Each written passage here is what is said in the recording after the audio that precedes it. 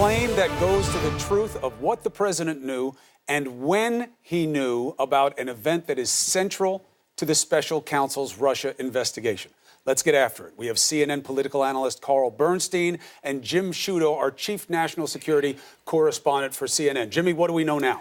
Well, Chris, tonight, sources with knowledge tell myself and Carl that Michael Cohen claims that then-candidate Donald Trump knew in advance about the June 2016 meeting in Trump Tower in which Russians were expected to offer his campaign dirt on Hillary Clinton. Crucially, these sources tell us that Cohen is willing to make that assertion to the special counsel Robert Mueller.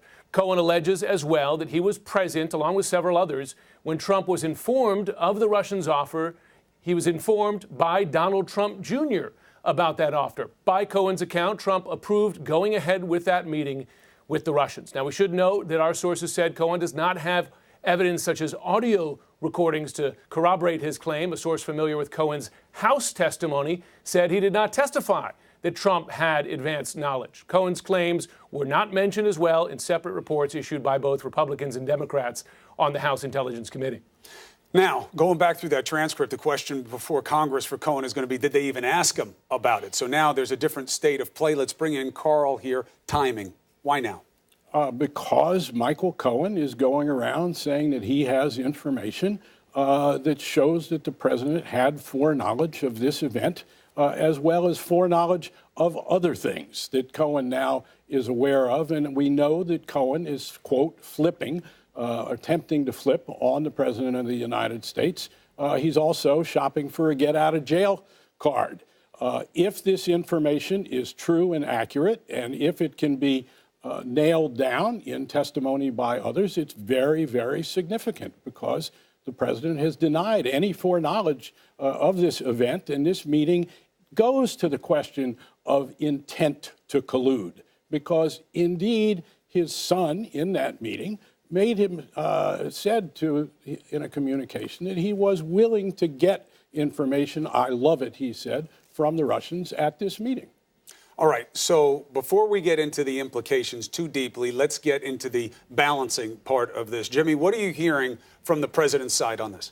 Okay, so we reached out to a number of people, of course. Alan Futerfasi, of course, the attorney for Donald Trump Jr., he tells CNN the following, and I'm quoting, Donald Trump Jr. has been professional and responsible throughout the Mueller and congressional investigations. We are very confident of the accuracy and reliability of the information that has been provided by Mr. Trump Jr. and on his behalf. I should say that contacted by CNN, one of Cohen's attorneys, that is Lanny Davis, he declined to comment. And of course, Chris, I know you're speaking to Rudy Giuliani, the president's attorney, and I'll leave his response to you. Yes, thank you for mentioning that. We have Rudy Giuliani, the president's lawyer, was already scheduled to be on the show tonight. He's in the green room. He's listening to the reporting, and then he will get a full and complete opportunity to make his case to the audience. So in talking about this, interesting in that statement, Jimmy, nothing, and Carl, about rebutting the specific allegation from Cohen about the meeting and what he says he heard. Now, let's get into the context a little bit. Let's listen to what the president himself told the New York Times about whether he knew about this Trump Tower meeting. I didn't look at it very closely, to be honest with you. Okay. I just heard there was an email requesting a meeting or something, requesting a meeting, that they have information on Hillary Clinton. And I said, I mean, that's standard political stuff. Did you know at the time that they had the meeting? No, I didn't know anything about the meeting. But you know, you gave us. It must have been a very unimportant meeting because I never even heard about it. No one told you a word, nothing. I know we talked about this in the plane a little bit, but nobody. No, nobody told me. I didn't know that. You know, it was a very unimportant. Sounded like a very unimportant meeting. All right, that's not the only denial we've heard from the president or his team about not knowing about the meeting, right? That's right. That's been a consistent story for nearly a year now. One claim that has stayed consistent is that Trump had no knowledge of the meeting beforehand, was not told about it afterward, and he insists he first learned about it 1 year later when the New York Times first came to them with that information. Those denials, we should note, repeated not just by President Trump, but by his attorney, Jay Sekulow, Trump Jr., his son, Trump Jr.'s attorney, who we, of course, reached out to again tonight, as well as the White House press secretary, Sarah Sanders. And those people denying that Trump had contemporaneous knowledge of that meeting. We did account, Chris, I should say, on more than 15 occasions, that denial coming.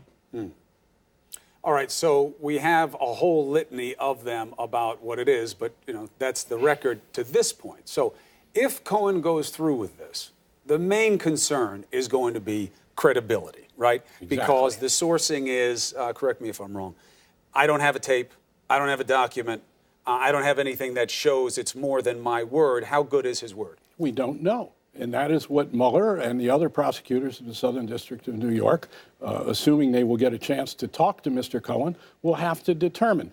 I think we got to look at this as part of a larger picture. Mr. Cohen is very proximate to important things around Donald Trump. He is claiming that he knows many things, including this crucial event and what transpired before it, and that this was part of it, and that the president, and then a candidate, knew of it in advance. Presumably, Mueller may already know about what the president's knowledge of this is or is not. This is part of a big matrix. And Cohen suggests other people were in the room during the meeting that he was at, so maybe Mueller's had access to them. Again, we know almost nothing out of the Mueller investigation about what state his investigation is at, except that he is looking at obstruction of justice, he is looking at questions of collusion, he is looking at what the president did, what the Russians did. This meeting goes to the heart of it. Mm-hmm.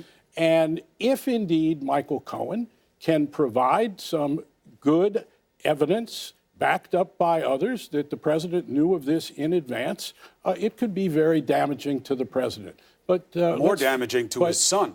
He's not just throwing a bomb at the president. Again, it would appear that if things are as Mr. Cohen is saying, that some people have lied. We've seen a lot of lies. But lying to me or you is one thing. The reason I bring up Donald Trump Jr. is only because of what Michael Cohen said, but Donald Trump Jr. has testified before Congress. Yes, he has. Closed session, not public. But we have a transcript of it. Put up the transcript of it. Did you go up and talk to your father about it? No, I wouldn't have wasted his time with it. I never discussed it with him at all. And he said this to Sean Hannity. Did you tell your father anything about this? No. It was such a nothing. There was nothing to tell. I mean, I wouldn't have even remembered it until you start scouring through the stuff. It was literally just a wasted 20 minutes, which was a shame. I think what we got to look at are two things here. That we do know that Donald Trump Sr. has lied throughout this investigation, that many, many things he has said turn out to be untrue. What we also know is that Mr. Cohen, up until this point, does not have a great record of credibility either.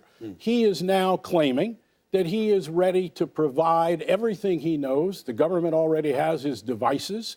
They have his iPhone, they have his computer disks, and he says that he is willing to tell to the special prosecutor everything that he knows in exchange for some kind of leniency or immunity from prosecution. It is a high-stakes poker game that is going on here involving Cohen, involving the press, involving the President of the United States. We'll see where it goes, but it is very, very important that for the first time, Michael Cohen, who has been proximate to the President of the United States for many years and knows many of his secrets, is saying, I want to spill those secrets, especially this one, in exchange for my perhaps being treated leniently. You know, Jim, just for context on what is happening here strategically, this is a big change for Cohen by disposition of his legal team. They had been saying, flip on what? There are no charges. You know, what would we have to offer up? We haven't done anything wrong. A move like this suggests an insurance policy, doesn't it? It does. I mean, it certainly suggests as well an enormous amount of legal pressure that Michael Cohen is under, and that is something that the president's lawyers and advocates are going to draw attention to. But one consistent thing you hear from Mr. Cohen's lawyers and representatives and others who know him is that he went through a change, that now he wants to set the record straight, that now he is choosing country over Donald Trump, and that is what they were offering as an explanation for his change in tack. There's an obvious parallel that suggests itself that may or may not be relevant, and that is in Watergate to John Dean, who did a similar thing. He was part of a conspiracy. We don't know that Cohen and the president engaged in a conspiracy, but that's what some people are alleging. And then Dean decided at a certain point he, one, wanted immunity, and two, he would tell, in his view, a patriotic act, what he knew.